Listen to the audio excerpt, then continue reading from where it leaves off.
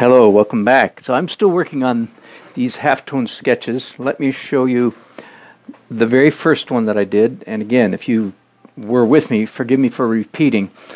I'm working with the concept that I got from Mike Rooney, and I just sent Mike a text a few minutes ago to ask him if he invented this or did he get it from someone else. But one of the ways to think about composition is to divide your painting into three values: light, medium, and dark. Light, midtone, and dark. And two of those three should be contiguous. One can be disparate. Okay. So this is the sketch I did in episode 1, and all the basically the top 2/3 of the painting is midtone, and basically the bottom third of the painting is light, and the dark tones, which are kind of small in this painting, are scattered, separated. I called it higgledy-piggledy or freckle face. Okay.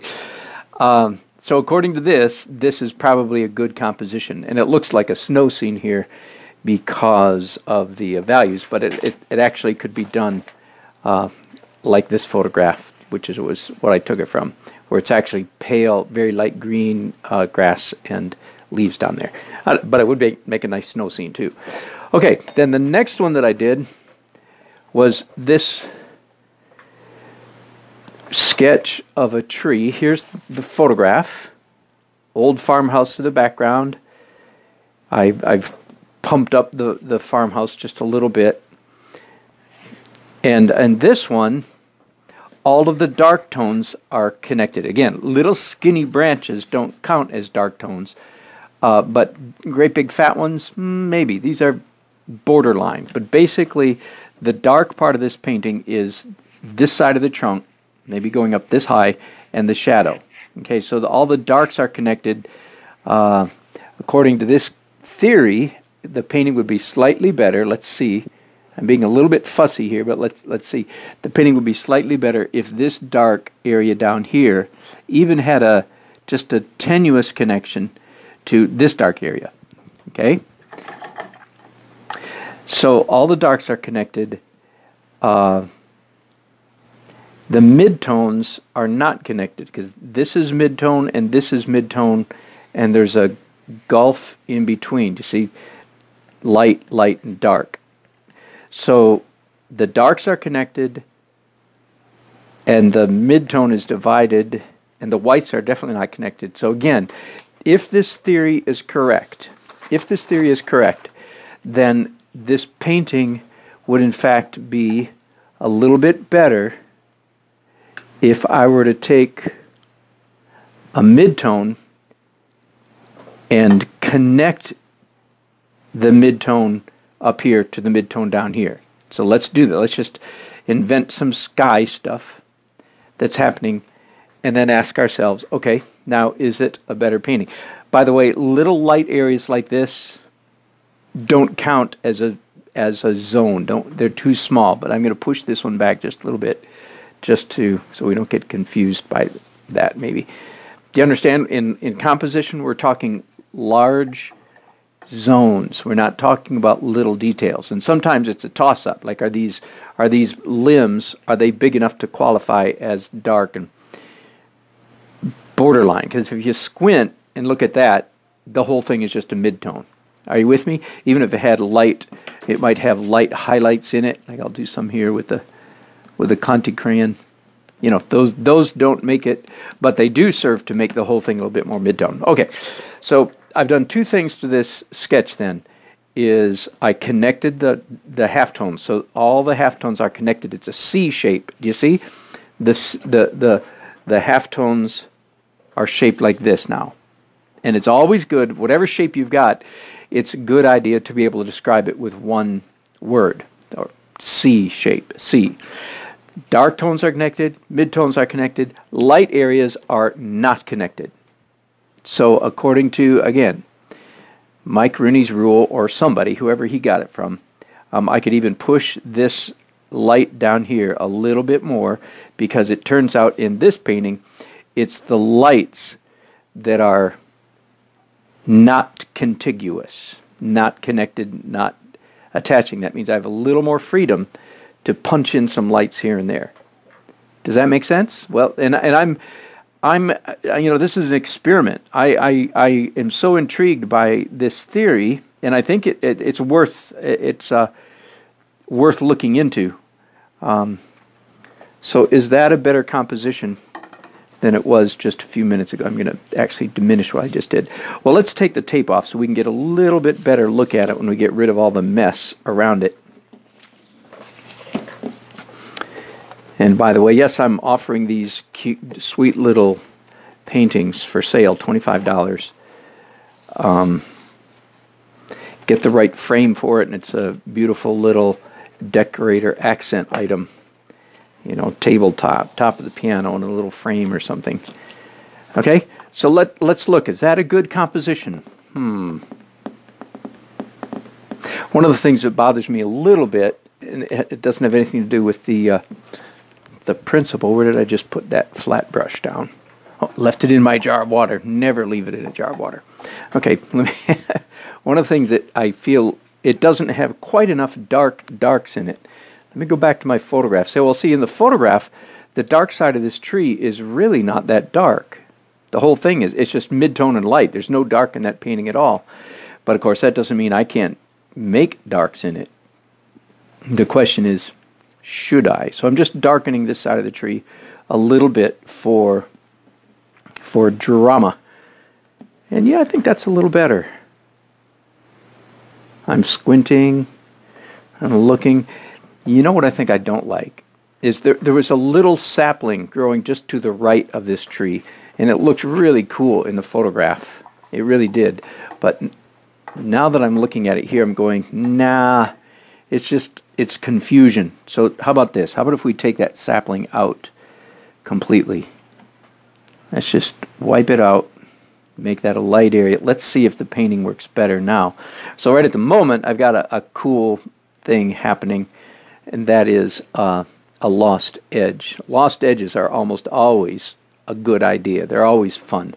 But let me finish eliminating that sapling just for a minute, and then let's see how we feel about it then. Oh yeah, it's already getting better, isn't it? And by the way, this is why people do sketches. I don't normally do sketches. I talked about that the other day because of my. It doesn't mean I don't think that I should. I just don't. And maybe I should. Maybe I'm going to start. Who knows? Maybe this will be the start of some brand new, exciting adventure for me, where I do sketches. And I just ruined my beautiful edge. So let me come in here and try to fix that real quick.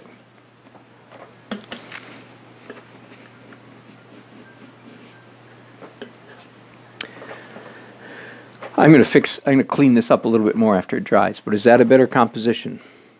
Okay, good enough, maybe. Now let me go to my third one. Here's the third sketch that I've done. The photograph is here, and this you may recognize is the painting I did, started on Tuesday and finished on started on Wednesday, finished on yesterday on Thursday. So you recognize the farm. This is a different angle. And again, beautiful photograph. Does it translate into a good painting? So here's where I'm at so far. Interesting. If the rule of composition is you can describe either your darks or your lights in one word, then it's successful because it's basically one light swoosh. Can I call that a swoosh? From the sky down to the face of the building and off to the right. One light swoosh and two separate. So according to that rule, it's a good composition.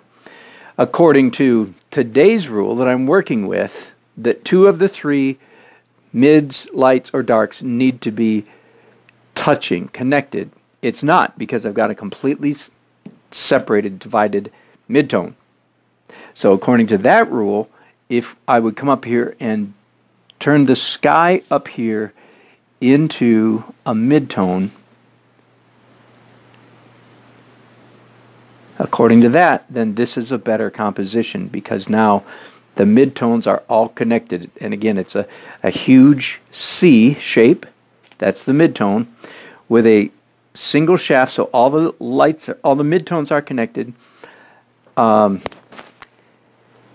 And the lights are all the lights highlights are all connected, right? Basically, this shaft coming in from the left, and maybe with a shoe shape. Okay, there's the shoe. Got it? Or hockey stick, whatever. Okay. So the midtone's connected, lights connected, and the darks are in fact separate. So according to this, the rule I'm playing with today, this would be a good composition. So you and I, we look at it and we ask ourselves that question. But is it a good composition? Yeah, I think it is. I think it is, and I do think it works slightly better.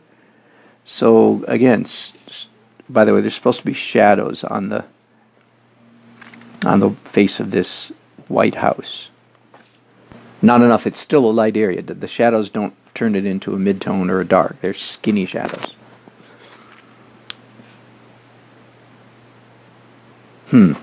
Let's peel the tape off this one and get a look at it a little bit cleaner, and then see what we think. Okay. Well, it's fun anyway. At least, isn't it? We're learning something here. I should say I'm learning something. I don't know if you are. You can Google Mike Rooney, spelled just like it sounds. He and I, as I said, paint together every year, have done so for the last 5 or 6 years. We paint together for a week, so I don't mean it's not a small day outing. We have a great time. Yeah, very possibly a good composition. So I've got 3 so far. By the way, you'll notice I did these 2 in warm midtones and this one in straight gray or cooler midtones. Just for variety. Of the 3 so far, I still like this one the best. Although this one's not bad. I'm thinking. Okay, did anybody last time I missed your comments. Let's see if any of you have said anything during the last several minutes. Yes, good you have. Hello, Toby. Welcome back. Toby, I know exactly. I just jump into painting spontaneously as well, and I'm wondering if I should, second think that. Okay, let me just back up. Hello, Toby. Hello, Dr. Ice-T and Aisha Elward. Welcome. Joanne Mello, all my regulars, thank you. And Toby should probably plan the composition more. That's exactly what I'm wondering. I looked at Mike's stuff. Lovely, colorful paintings. He's good. Yep, thank you. I'm glad you looked him up. So there we go. I'm going to continue painting for a little while, and I will bring you in again. Boy, it'd be great if we could really nail this down, wouldn't it? Let's find out if this is a great way to think about composition. Thanks, Alex Arts. Good to have you on board. Okay, I'll be back in a bit. Thanks, guys, for watching.